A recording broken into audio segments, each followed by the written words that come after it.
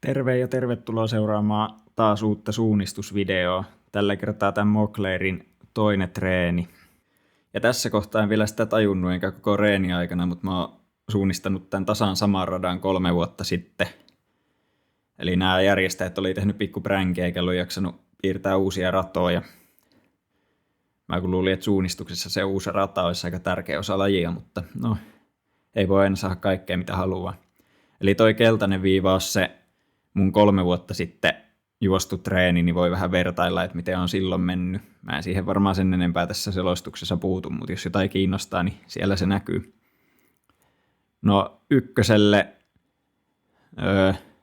periaatteessa rastille pääsee vaan yhtä reittiä, niin pitää vaan jotenkin päästä tämmöiselle sopivalle rinteen suuntaiselle kadulle ja sitä pitkin sitten päätyy asti. Ja mä nyt ajattelin, että nousen tosta heti saman tien tolle oikealle tasolle ja sen jälkeen voi sit vaan painaa menemään. Mutta tossa tulikin yllättävän paljon nousua ja laskua. Ei näytä kartalla siltä, mutta käyräväli on 5 metriä. Eli tää oli todella jyrkkä rinne. Ja muutenkin kyllä aika tommonen kovan luokan sprinttimaasto. Tätä haastavempia maastoja on kyllä tosi vähän. No tässä ykköselle mennessä onneksi sai aika pitkään vähän hengähtää, että oli tällaista tasossa juoksua ja sit pidin vaan huoleen, että en nyt aukioa käänny oikealle. Ja tossa ehti hyvin katsoa kakkosellekin reitin valinnan, mut sitä pidemmälle en kyllä siinä miettinyt. Elikkä ykkösen pitäisi tulla täältä kohta vastaan. Tähän mennessä mennyt ihan mukavasti ja toi 3 vuotta vanha Ottokin on ihan tuossa iskuetäisyydellä. Eli molemmilla kerroilla juoksin tätä treeniä ihan peruskestävyystreeninä. Et sinänsä ihan vertailukelpoiset pallukat. No tossa oli tarkoitus mennä tuosta aidan välistä, mutta siinä olikin portti kiinni, niin en alkanut kiipeilee tai availee. Ja näköjään ollut edelliskerrallakin sama ongelma. Tai sitten ei, en ole ihan varma. Ilmeisesti edelliskerralla olin päässyt tuosta suoraan, kun pallo karkas. No joo, kakkoselle rasti nyt oli tuolla aika selkeä ja sitten sekin oli selvä, että rastilta on jatkettava tälle kujalle. Että siinä ehtii sitten katsoa tuon loppuväliin kuntoon, kun ei tosta oikein muualle päässyt. Mutta joo, mietin siinä sitten, että lähdenkö tuolta oikealta aukion kautta vai sitten tuolta vähän vasemmalta nousemaan kohti rastia, niin ajattelin sitten, että vasemmalta olisi vähän lyhyempi ja lähdin sinne. Tuolta oikealta olisi ehkä voinut olla tietyllä tapaa vähän selkeämpi, koska tässä piti vähän katsella, että mistä kohtaa pitää kääntyä. Meinasin ehkä vähän juosta ohi tossa. Tässä on niin paljon kaikkea tuollaista kulmaa tuolla taloissa, että ei ikinä tiedä, mistä ne kujat lähtee. Sitten toi seuraava oli selkeä, kun tiesi, että heti katoksen jälkeen pitää kääntyä. Sitten ne portaat vähän näkyykin tosta. Mutta tämä itse portaikko olikin sitten vähän tämmöinen monimutkaisempi. Mutta ajattelin vaan, että ylöspäin koko ajan ja vähän tonne oikealle viistoon, niin lopulta pääsee perille. Sitten tässä tulikin tämä tie vastaan ja siitä sitten vasemmalle ja etsimään seuraavia portaita oikealta. Ja ne näkyykin tosta tosi selkeästi. Se oli mukava yllätys. Ja sitten loppuväli näyttääkin kartalla oikeastaan tosi selkeältä. Ja tässä kohti pystyy jo vähän katselemaan seuraavaa väliä ja sai siihen reitin selväksi. Tässä nyt ei ihan ollut ehkä samanlaista kuin mitä kartasta tulisi mieleen. On vähän tuohon asfaltille kasvanut pusikkoa, mutta selkeä homma oli se, että pitää tänne muurin tai aidan toiselle puolelle päästä. Ja nyt valmiina kohta näkyy hienot maisemat. Voi laittaa pausselle ja ihailla, jos maisemat kiinnostaa enemmän kuin suunnistus. Tuosta vilkasin vähän se. No en tainnut kunnolla edes näkyä. No tuolle seuraavalle välille oli selkeä sitten tämä reitti, että ei tarjottu vaihtoehtoja. Sitä mä vaan mietin, että miten mä en missään kohtaa tajunnut, että mä oon tää samaa radaa suunnistanut. Jotain täytyy olla kyllä aivoissa vialla. Mutta joo. Sitten mä katsoin tässä jo vähän valmiiksi, että mihin pitää seuraavalla välillä mennä. Vilkasin tosta just tonne vasemmalle, että mihin väliin pitää mennä seuraavalla välillä. Ja tossa on muuten mielenkiintoiset pesukoneen asettelut. Joo, toi oli tosi sujuvasti. Meni tää väliin, kun oli jo valmiiksi kattonut reitin, mutta sitten seuraavalle välille ei ollut ehkä ihan niin tarkkaa mielikuvaa vielä. Olin mä sitä jonkin verran kattonut, mutta kyllä tässä piti vielä sitten vähän lukea karttaa tässä, kun tasoittuu tää mäen kulma. Tässä kohtaa pystyi vielä vähän kattelemaan ja sitten se olikin vaan meno alamäkeä, että tossa ei enää hirveästi ollut tällä välillä sellaisia paikkoja, missä pystyisi lukemaan karttaa vauhin hidastumatta. Se kyllä näissä jyrkissä alamäissä heti näkee, että jos ei tiedä ihan tarkalleen mihin on menossa. Tässä ajattelin, että pitää olla tarkkana, että löytää noi portaat ja no ne olikin aika selkeät tommonen leveä kuja. Sitten vaan ajattelin, että mäkeä alas niin pitkään, että lippu tulee vastaan. Että en tossa sen enempää lukenut missä kohtaa meen. Tossa vähän vilkasin vielä, että kohta pitäisi rastin tulla ja siellä olikin Ruslan Kleepovi myös ihmettelemässä. Ja siellä mitään lippua ollut, mutta tultiin siinä yhteisymmärrykseen, että tossa se rasti on. Sitten mä en oikein muista, että missä kohtaa mä olin jo tuon seuraavan välin reitinvalinnan kattonut, koska lähdin tosta aika sujuvasti takaisinpäin. Kyllä mä se ilmeisesti oli sitten jossain välissä ehtinyt vilkasta. Eipä tuossa mitään ihmeellistä olekaan, että sinänsä varmaan aika nopeasti osui silmää toi ainut hyvä valinta, eli viivaa pitkin. Tässäkin kartalla 1 käyrä ja ihan jäätävä ylämäki. Kamerakin osoitti vaan jalkoihin, kun on niin jyrkkää. Ja sitten taas vastaavanlainen alamäki, vaikka tuossa kohtaa ei ole yhtään käyrää kartalla. Et noista korkeuseroista oli kyllä vaikea sanoa yhtään mitään, kun mietti reitinvalintoja.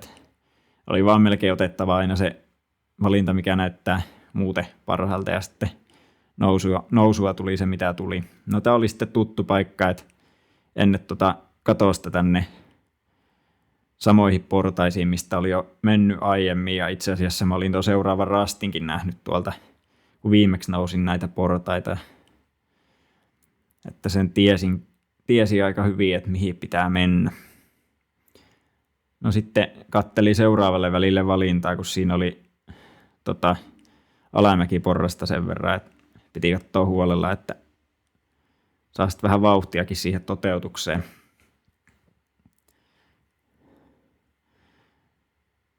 No tässä alussa oli periaatteessa noin 2 vaihtoehtoa, että olisi ollut ehkä ihan hyvä mennä noita samoja portaita, mistä oli jo pari kertaa tullut, niin kuin vuoden 2022 Otto näköjään teki. Mutta sitten tässä lopussa nyt ei ollut sillä hirveästi valinnanvaraa. Että tästä vaan nämä portaat alas ja sitten seuraavan talon oikealta puolelta ja rastiportaisiin. Tässä olisi ollut kyllä hyvä, jos olisi ehtinyt vähän katsoa jo seuraavaa väliä paremmin, tai vielä aiemmin, koska tällä välillä ei ollut missään vaiheessa sellaista kohtaa, että sitä pystyy ihan hirveän hyvin kattelemaan. Niin se näkyy tuolla sitten rastilla, että pitää siellä vielä vähän hidastaa ja miettiä. No nämä olikin mielenkiintoiset portaat. Tuolla oli jotain tuollaisia kaktuksenpaloja maassa, niin meni aika varovasti, ettei vaan astu tai kaadu niihin, kun ne on vissiin aika ikäviä, jos siihen lentää selälleen. No tossa sitten piti hidastella tosi selkeästi, katsoa seuraavaa väliä, vaikka sinänsä aika selkeä väli, mutta kun ei ollut niin kuin mitään tietoa, että mitä siellä on tulossa, niin ei siinä auttanut muu kuin hidastaa.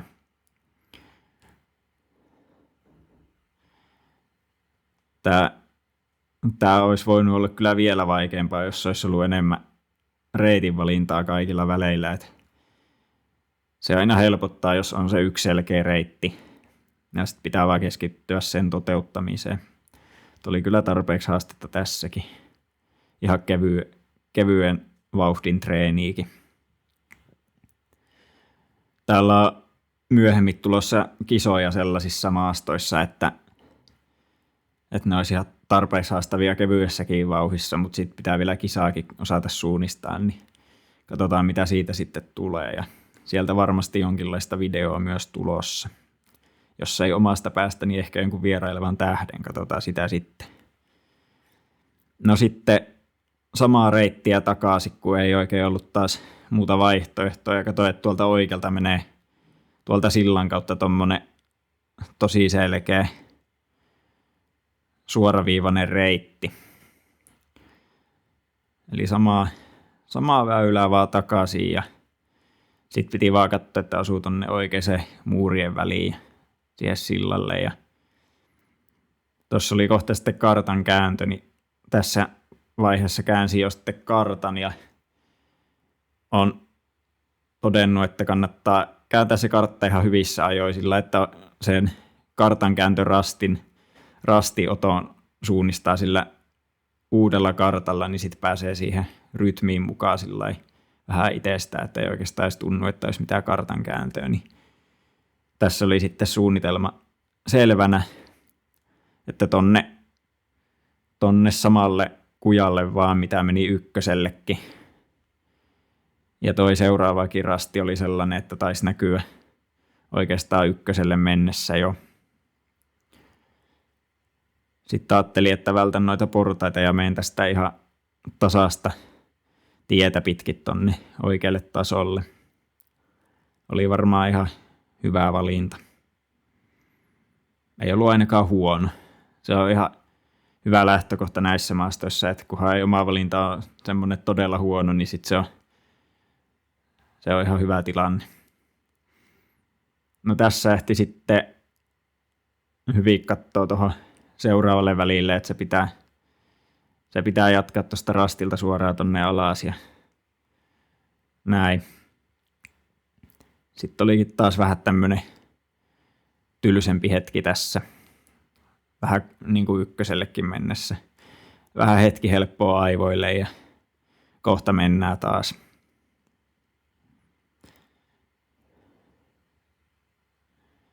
Siellä näkyy lippu. Ja rastilta lähtö oli jo ihan selkeä tässä kohtaa, niin sieltä vaan kosketus lippuun ja alaspäin.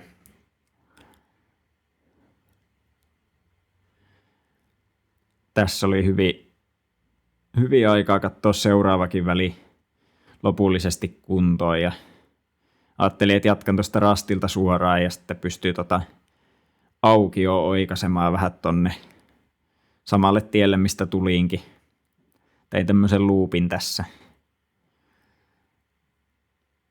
Mutta tuossa mun takana oli joku kaveri just rastilla ja se tulee tuolta melkein eteen tuolta vasemmalta, niin siitä voisi päätellä, että olisi kannattanut ehkä vaan palata samalle reitille. Noi portaat oli yllättävän fyysiset ja yllättävän pitkät. Tuntui, että niissä oli nousua paljon enemmän kuin olisi pitänyt ollakaan tuossa matkalla.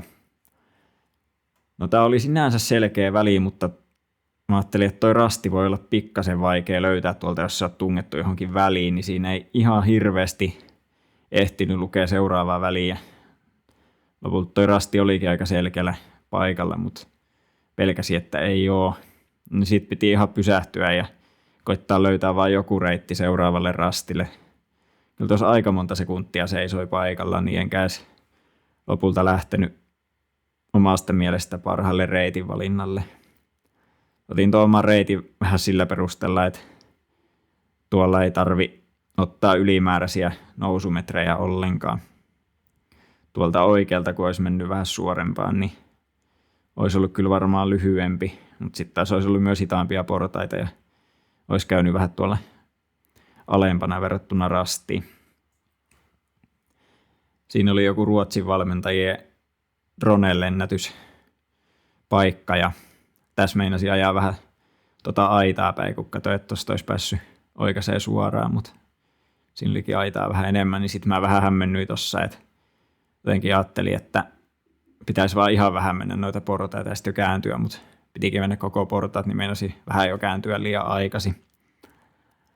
No se oli taas semmoinen väli, ettei kerennyt oikein seuraavaa väliä niin kauheasti miettiä, mutta sen verran kuitenkin, että tiesi, että tuolta oikealta ei oikein pääse mistään, että paras lähteä vaan takaisin samalle reitille ja miettiä tässä kohtaa sitten lopullisesti, että ottaako rastin tuolta oikealta vai vasemmalta. No jotenkin omaa silmää toi vasen näytti paremmalta. En tiedä oliko se sitä, mutta siitäkin sanoisin, että ei se ainakaan selkeästi huonompi ollut.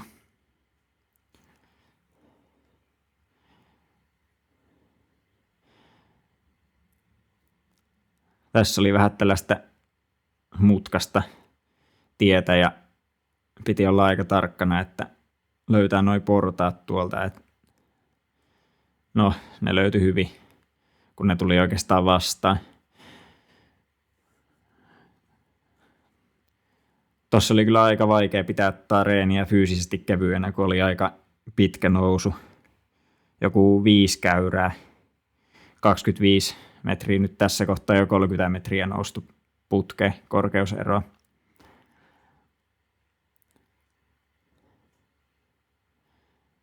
No loppuväli näytti kartalla aika selkeältä, että tämmöistä kujavaa ja rasti tulee vastaan.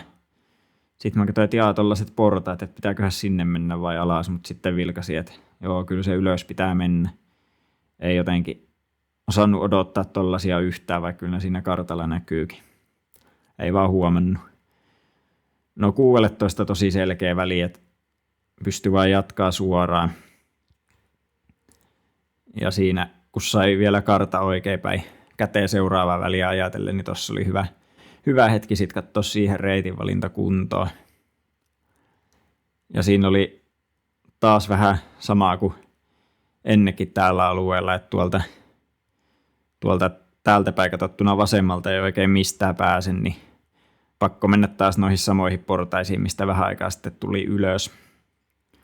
Ja sitten mä ajattelin, että toi loppuväli on aika simppeli, jos menee vaan tonne 14 tuttua reittiä toiseen suuntaan.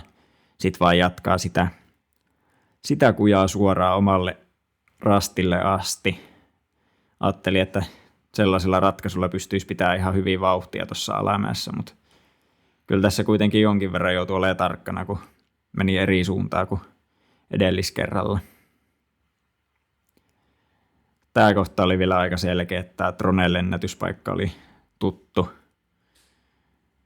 Mutta sitten tuolta tässä kohtaa kuitenkin oli semmoinen pikkasen jotenkin epävarma tunne, ettei uskaltanut ihan vaan luottaa siihen suunnitelmaan ja mennä vaan ulkomuistista.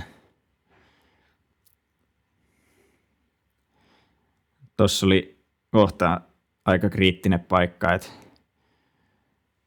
piti tajuta just kääntää tonne aidan vasemmalle puolelle, mihin toi eellä meneväkin meni.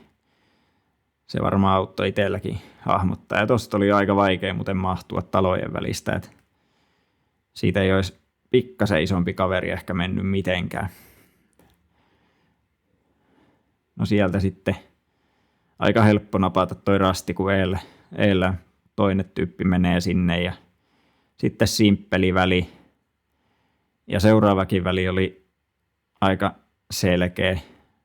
Nyt alkoi vähän tämä suunnistus helpottamaan, että on ollut aika intensiivistä välillä tähän mennessä, mutta tämä loppu oli tämmöistä aika kilttiä.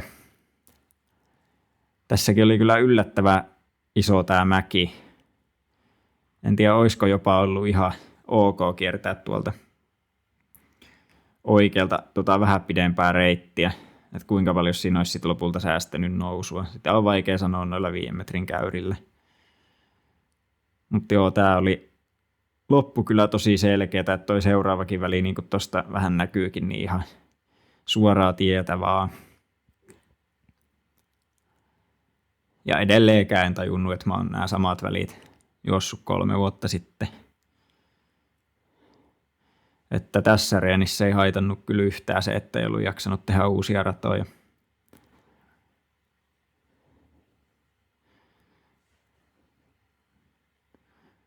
Tällä välillä olisi periaatteessa voinut olla vähän haastavaa toi rastilipun löytäminen, mutta eipä ollut, kun eeltä käytiin just sillä rastilla, niin näki siitä sitten suoraan, että missä se on. Kiitos vaan avusta. Muutama rasti löytyi aika hyvin osittain eellä olevan ansiosta. Ja tuolla näkyy kartanreunassa vuoden 2022 otto, joka on yhtäkkiä jäänyt johonkin minuutin päähän. En tiedä mitä tapahtui siellä. Ei varmaan mitään erikoista, mutta jotenkin se vaan jäi. No tälläkään välillä ei ollut ihan hirveästi relevantteja reitinvalintavaihtoehtoja, aika selkeitä suoraviivasta menoa ja lippukin oli ihan hyvin esillä tossa, niin ei mitään haasteita siinä ja sitten näkyykin siellä jo viimeinen rasti puun juuressa. Joo, tää oli tämmönen video, oli kyllä mukava rata näin toistamiseenkin, että voisin mä ton vielä 3. kerran käydä vetää ja varmasti löytyisi parantamisen varaa. Kiitos kun katsoitte videon ja tilatkaa kanavaa ja tykätkää videosta ja moro.